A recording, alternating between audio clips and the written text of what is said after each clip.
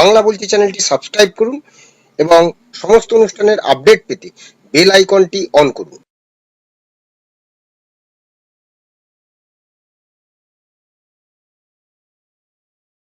মেদিনীপুরে যে কেসটা হয়েছিল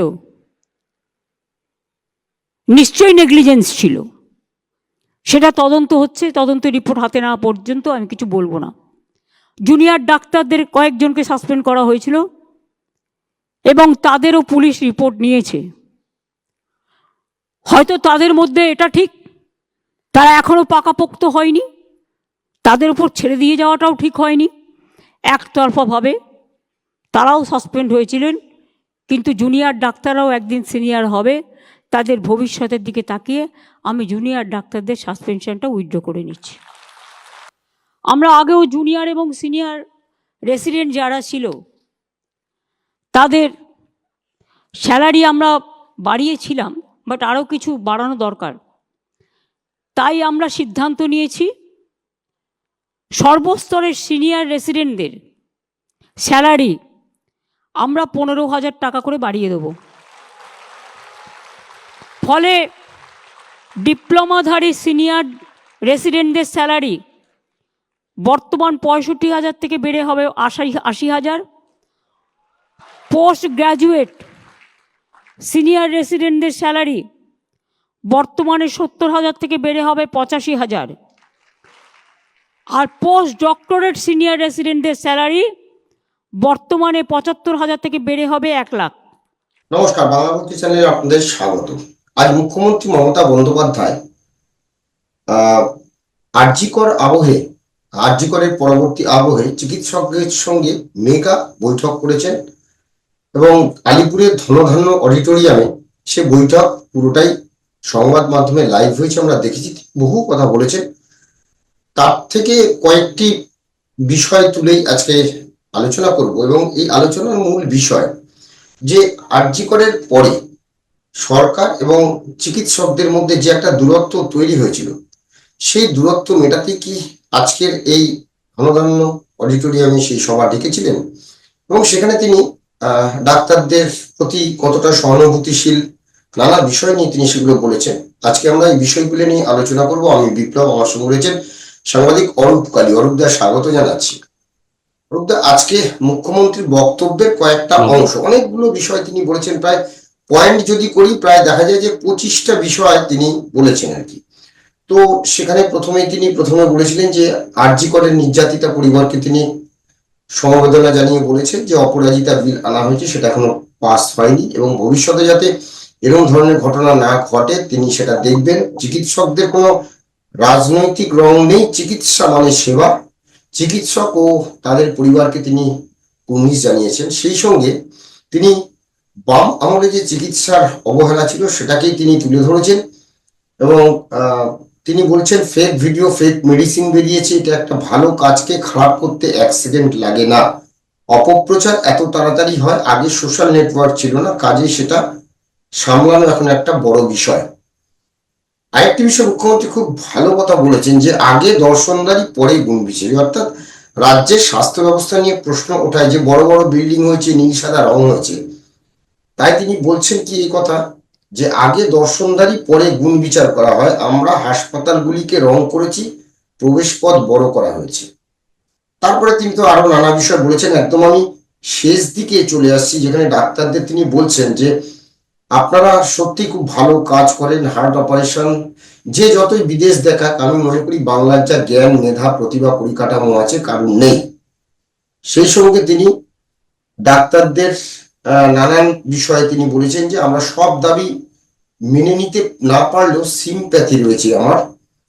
এবং তিনি বলছেন যে ডাক্তারদের নানা বিষয়ে কথা বলতে গিয়ে তিনি যেরকম গান সাংস্কৃতিক প্রতিযোগিতার জন্য 2 কোটি টাকা দিতে বলেছেন তিনি, এবং post graduate, intern, house staff, post graduate সবার জন্য 10,000 টাকা করে বাড়িয়েছেন। তিনি বলছেন 8 ঘন্টা পরিষেবা দিন, তারপর প্রাইভেটে ডাক্তারি পরিষেবা দিন, এসবও বলেছেন। আর ওই যে সর্বস্তরের রেসিডেন্স ডাক্তারদের বেতন 15,000 টাকা করে বাড়াতে হলো এবং তিনি বলেছেন বছরে যাতে একটা করে বৈঠক করা যায় এবং আপনারা বড় হন, সুন্দর হন, দয়া করে বিদেশ চলে যাবেন না, লোহার শিকল লোহার বেরি বড় অসম্মানজনক, তার চেয়ে বাংলায় থাকুন, ভালো ভবিষ্যৎ কামনা করি। অরূপদা, মমতা বন্দ্যোপাধ্যায় যেটা চাইছিলেন সেটা কি, সেই দূরত্বটা কি বুঝলো? আমি যে বিষয়গুলো কয়েকটা পয়েন্ট তুললাম। এবং দূরত্ব ঘুচলো কিনা বলার সময় তো আসেনি, বা এটা সেটা এক কথায় একটা বৈঠক হলো, বৈঠকও না, উনি বললেন।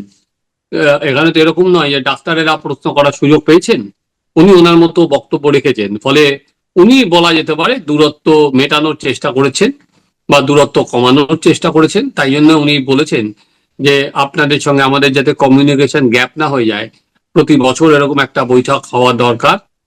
তো এখন কমিউনিকেশন গ্যাপ যে যে কারণের জন্য হয়, সেটা তো শুধুমাত্র একটা বৈঠকে শুরু বা শেষ নয়। কমিউনিকেশন গ্যাপ হওয়ার জন্য যে যে কারণগুলো আজকে সামনে উঠে এসেছে, সেই সব কারণগুলোর সমাধান দরকার। ধরো আজকে যে বৈঠক থেকে ডাক্তারদের বেতন বাড়লো, সেটা জুনিয়র ডাক্তারদের বাড়লো, সিনিয়র ডাক্তারদের বাড়লো একটা। দ্বিতীয়ত উনি যেটা বললেন, ওই মিদনাপুরে যাদের সাসপেন্ড করা হয়েছিল সেই সাসপেনশন তুলে নেওয়া হলো।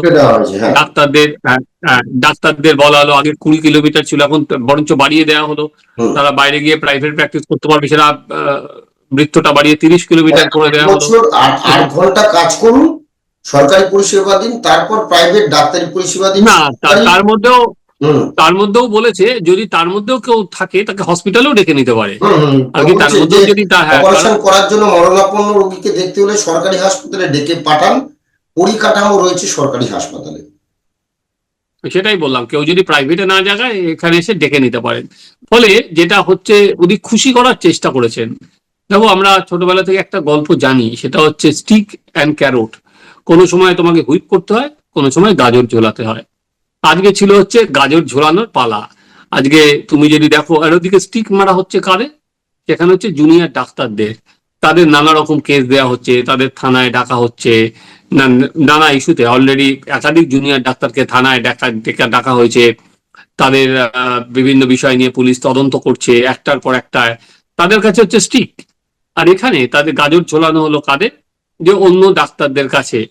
সেখানে দাঁড়িয়ে আর কি তাদের যে ক্ষোভ সেটা প্রশমনের চেষ্টা করা হলো। কিন্তু কতগুলো প্রশ্ন যেটা থেকে যায়, সেটা হচ্ছে মূল সেটা হচ্ছে জেলা হসপিটালের পরিকাঠামো, সেটার কি উন্নতি হবে এর ফলে? যে রেফারেল রোগ, সেটা কি বন্ধ হবে? ধরো জুনিয়র ডাক্তাররা যে সমস্ত দাবিগুলো জানিয়েছিল, তারা তো ওই ডাক্তারি ব্যবস্থার খোলনলসেটাই পাল্টাতে চেয়েছিল।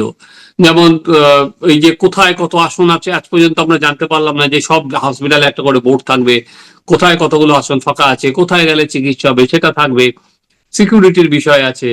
তারপরে কিন্তু সেই জিনিসগুলো কিন্তু এখনো আমি জানি না পরিষ্কার এই মিটিং এর পর ডাক্তারেরাও সেটা নিয়ে যেতে পারলেন কিনা। মূল জায়গা হচ্ছে বিপ্লব, মানুষের সুচিকিৎসা পাওয়া, সেটাই মূল। দেখো, ডাক্তারদের স্যালারি বাড়লো তো ওয়েল অ্যান্ড গুড, যদিও ভারতবর্ষের অন্যান্য জায়গার তুলনায় পশ্চিমবঙ্গের ডাক্তারদেরও স্যালারি স্ট্রাকচার কম, তাও বেড়েছে। এটা সবারই বাড়ানোটা সবসময় সরকার যেটা বাড়িয়েছে, এটা তাদের ধন্যবাদ প্রাপ্য। কিন্তু মূল যে জায়গা, ধরো ডাক্তারদের নিরাপত্তার অভাব, সেই জায়গাটা কি তারা আশ্বস্ত হলেন এখনো পর্যন্ত যে তাদের নিরাপত্তায় কিছু হবে না? ডাক্তাররা কি আশ্বস্ত হলেন যে এরপরে যে রোগীরা এলে তাদের ঠিকভাবে চিকিৎসা দিতে পারবেন? কারণ যখন আমরা দেখেছিলাম যে পরিকাঠামো নেই, সেই প্রশ্নটা উঠলেই এটা কিন্তু নানা ডাক্তারদের ঘাড়েই ফেলে দেওয়া হচ্ছিল, যে চিকিৎসা পাচ্ছে না, চিকিৎসা দিতে পারছে না। এর ফলে সরকার কোনো সময় পরিকাঠামোর গাফিলতির কথা কিন্তু আর কি স্বীকার করতে নারাজ। তাছাড়া যেটা আছে, যেটা আজকে আসলো না, সেটা হচ্ছে দুর্নীতি। ধরো আজকে সন্দীপ ঘোষ গ্রেপ্তার হয়েছে কিন্তু স্বাস্থ্যক্ষেত্রে দুর্নীতির অভিযোগে, পাহাড় প্রমাণ দুর্নীতি। সেই দুর্নীতিটা কিন্তু উনি বললেন যে ওষুধের কথা, সেটা এক্সপায়ারি ডেট পেরিয়ে গেছে। কিন্তু যে দুর্নীতিটা একটা অন্যতম বড় সমস্যা আজকে স্বাস্থ্যক্ষেত্রে, সেটা কিন্তু উনি তার পাশ দিয়েও যাননি। এবং আরেকটা, সেটা হচ্ছে এই যে থ্রেট কালচারের কথা বলা হচ্ছে। আজকে ধরো যেদিন মুখ্যমন্ত্রীর বৈঠক, সেদিনই অভিজ্ঞ আর বিরূপাক্ষ তারা, যদিও সেটা হয়নি, যে হাওড়াতে এই বারাসাতে বলেছিল দাদারা ফিরে এসেছে, আবার সেখানে কালচারাল অনুষ্ঠান হবে, যারা থ্রেট কালচারের অন্যতম অভিযুক্ত ছিলেন। তো কত সেই প্রশ্নগুলো এবার ধরো। এবং সব থেকে বড় যেটা জায়গা, সেটা হচ্ছে জুনিয়র ডাক্তাররা কেউ যাননি, যাদের সঙ্গে যে যারা এই আন্দোলনটা সংগঠিত করেছিলেন প্রথম থেকে, তারা পুরোটাই বাদ। আজকে যদি তারা যেতেন, অন্যান্য সংগঠন যেত, তাহলে বুঝতে পারতাম। তাই দুটো জিনিস হতে পারে, ডাক্তারদের মধ্যে একটা, ডাক্তারদের আর কি নিজের দিকে আস্থা ফেরানোর কথা, আর একটা ইতিমধ্যে তৃণমূল কংগ্রেস দেখো ডাক্তারদের মধ্যে একটা সেলও নতুন করে করেছে শশী পাজার নেতৃত্বে, যে সেখানে আর কি ডাক্তারদের যে এত বড় আন্দোলন হয়েছে বিষয়ে তো কোনো সন্দেহ নেই। সরকার প্রচন্ড ব্যাকফুটে চলে গিয়েছিল ডাক্তারদের এই আন্দোলনের পরে। এই প্রথম 70 দিনের ওপর যে রাস্তায় যে আন্দোলন হয়েছে, সরকার একেবারেই ব্যাকফুটে চলে গিয়েছিল সেই আন্দোলনে ডাক্তারদের। তারপর সেখান থেকে ঘুরে দাঁড়িয়ে এবার ডাক্তারদের সঙ্গে একটা ব্রিজ করার চেষ্টা হচ্ছে। সেই ব্রিজটা কতটা পোক্ত হবে সেটা তো আগামী দিনে বোঝা যাবে। হ্যাঁ, আরেকটা প্রশ্ন যেটা তুমি এই মানে বিশেষ করে বিভিন্ন রকমের যেটা মুখ্যমন্ত্রী বলছেন যে আগে দর্শনধারী পরে গুণ বিচার করা হয়। আমরা হাসপাতালগুলিকে রং করেছি, প্রবেশপথ বড় করা হয়েছে, এই কথার মাধ্যমে তিনি কি এই যে পরিকাঠামো নিয়ে যে বিষয়টা বারবার উঠছে, যে আগে দর্শনধারী অর্থাৎ আগে বড় রাস্তা, বড় কিছু, বড় বিল্ডিং রং করে দিলাম, ভেতরে কি মানে বাইরে চাকচিক্য, ভেতরে পরিকাঠামো যাই থাক না কেন, এই বিষয়টাকে কি মিন করতে চাইছেন? একটা মরণাপন্ন রোগী যখন ধরো তার বাড়ির আত্মীয় স্বজন তারা যখন কাউকে নিয়ে হসপিটালে যাবেন, তখন নিশ্চয়ই বড় প্রবেশদ্বার তারা দেখেন না, তারা তখন রং দেখেন না, তারা তখন দেখেন যে তার যে নিকটজন সে যেন বাঁচে, তার যেন সুচিকিৎসা হয়। ফলে তারা গেলেন, প্রবেশদ্বারটা বড় হলো, তারপরে নীল সাদা রং হলো, অথচ যাওয়ার পর দেখলেন যে চিকিৎসাটার দরকার সেই চিকিৎসাটা নেই, বা বেড নেই, বা ডাক্তার নেই, নানা পরিকাঠামোগত সমস্যা আছে, বা যে স্যালাইনটা দেওয়া যায় সেটা মেয়াদ উত্তীর্ণ। ফলে সেই বিষয়গুলো যখন সামনে আসবে তখন তো গুণটা বিচার হবে না, ডাক্তার তখন সেই গুণটা ডাক্তারদের দোষে রূপান্তরিত হবে। তা পরিকাঠামো নেই বলে সেই আঘাতটা আসবে ডাক্তারদের ওপর, সেখানে নিরাপত্তা তারা সঠিকভাবে পাবে না। ফলে আর কি কেউ অন্তত যারা রোগী তারা অন্তত ওই প্রবেশদ্বার বড় কিনা বা হসপিটালটা হ্যাঁ পরিষ্কার পরিচ্ছন্নতা তো নিশ্চয়ই দেখে, কিন্তু আসল হচ্ছে স্বাস্থ্য পরিষেবা, সেই পরিষেবাটা ঠিক মতো পাচ্ছে কিনা, এটাই মানদণ্ড হওয়া উচিত। একদম।